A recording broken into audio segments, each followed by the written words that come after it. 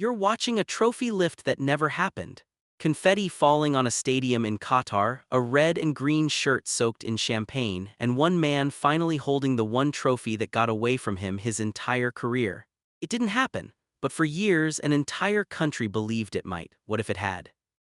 Cristiano Ronaldo has won almost everything the sport can offer. 5 Champions League titles, 5 Ballon d'Ors, a European championship with Portugal in 2016, hundreds of goals across 4 different leagues, and still the one prize that sits at the very top of football's hierarchy, the World Cup, never came home with him. So what would actually change if it had, not just for him, for the sport, for Portugal, and for the way we remember greatness itself?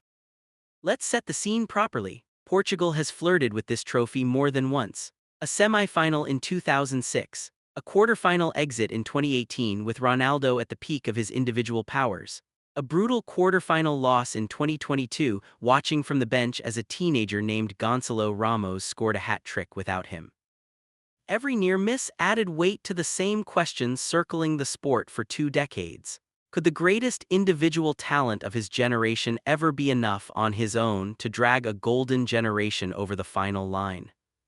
Here's where the psychology gets genuinely interesting. The psychologist Daniel Kahneman, working alongside Amos Tversky, spent decades studying how people process outcomes that almost happened but didn't. Their research on counterfactual thinking showed something surprising, that near misses generate far more intense emotional reactions than either clear wins or clear losses. A silver medal often feels worse than no medal at all because the mind keeps replaying the tiny margin that separated triumph from disappointment. Ronaldo's entire international career sits inside that exact psychological trap, not failure, proximity. And proximity, it turns out, is what haunts people the longest. So picture the alternate timeline. Portugal wins the 2018 World Cup in Russia, with Ronaldo lifting the trophy at 33 years old, already the reigning Ballon d'Or winner, already a 5-time Champions League champion. What changes first? The GOAT debate, the endless argument between him and Lionel Messi that has consumed football media for over a decade, effectively ends overnight. Messi would go on to win his own World Cup in 2022, but Ronaldo would have gotten there first, at a moment when his individual numbers were still arguably superior. Does that settle the argument permanently? Or does it just shift the goalposts to something else entirely, like squad quality or number of major tournaments won?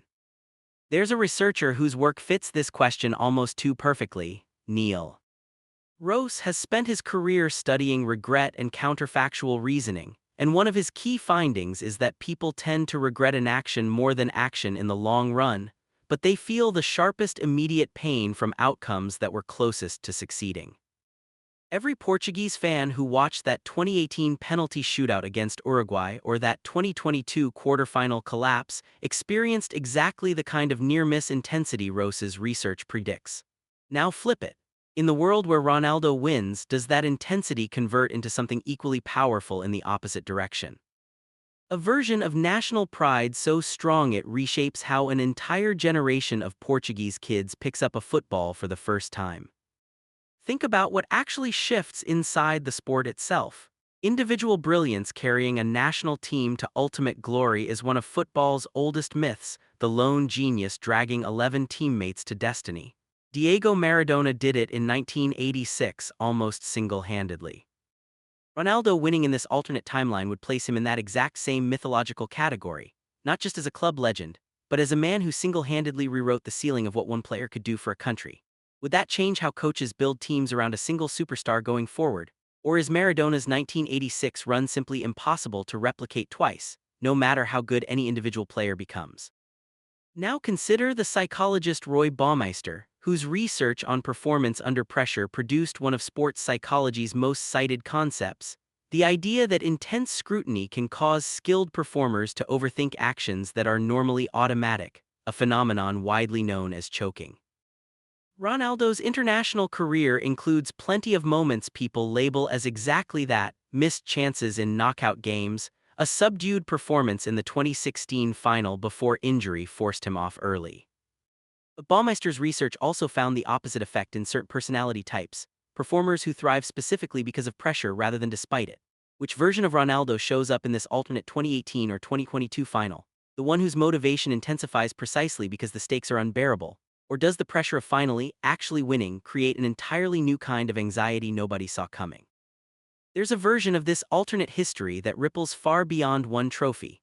A Portuguese generation growing up with actual footage of Ronaldo lifting the World Cup, not just YouTube compilations of everything else he won.